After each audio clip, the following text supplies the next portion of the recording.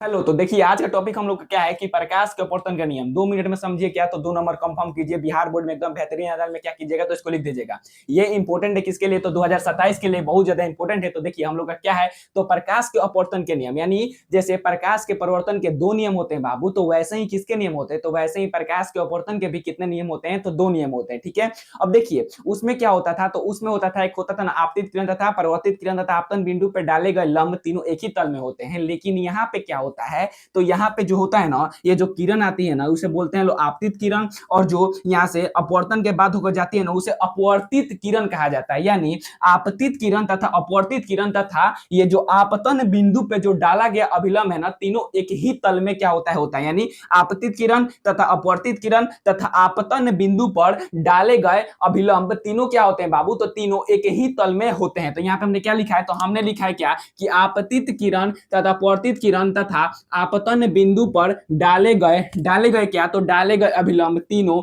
एक ही तल में होते हैं। ठीक है, तो ये क्या हो गया, तो यह प्रकाश के अपवर्तन का पहला नियम हो गया। और जो दूसरा नियम होता है ना, दूसरा नियम क्या बोलता है कि प्रकाश के किसी विशेष रंग के लिए, किसके लिए बाबू, तो प्रकाश के किसी विशेष रंग के लिए आपतन कोण की जया, किसका जया, तो आपतन कोण की जया तथा तथा अपवर्तन कोण की जया का अनुपात एक नियतांक होता है। ठीक है, ये क्या होता है, तो ये प्रकाश के अपवर्तन का दूसरा नियम होता है। और इस नियम को बाबू स्नेल का नियम भी कहते हैं। यानी आपके एग्जाम में अगर पूछेगा कि स्नेल का नियम क्या होता है, तो D2 क्या कीजिएगा, तो प्रकाश के अपवर्तन के जो दूसरा नियम हम लिखे ना, तो इसको लिख दीजिएगा, ये स्नेल के नियम भी कहते हैं। यानी इसको क्या बोलते हैं लोग, तो इसे स्नेल का नियम कहते हैं। क्या कहते हैं बाबू, तो इसे स्नेल का नियम कहते हैं। और स्नेल का नियम क्या होता है, तो साइन आई बटा साइन आर बराबर म्यू। अब फटाफट कमेंट करके ये बताइए कि आप लोग का वीडियो कैसा लगा। अगर अच्छा लगा होगा तो एक प्यारा सा क्या कर दीजिएगा, तो कमेंट कर दीजिएगा। चलिए मिलते हैं अगले वीडियो में, तब तक के लिए जय।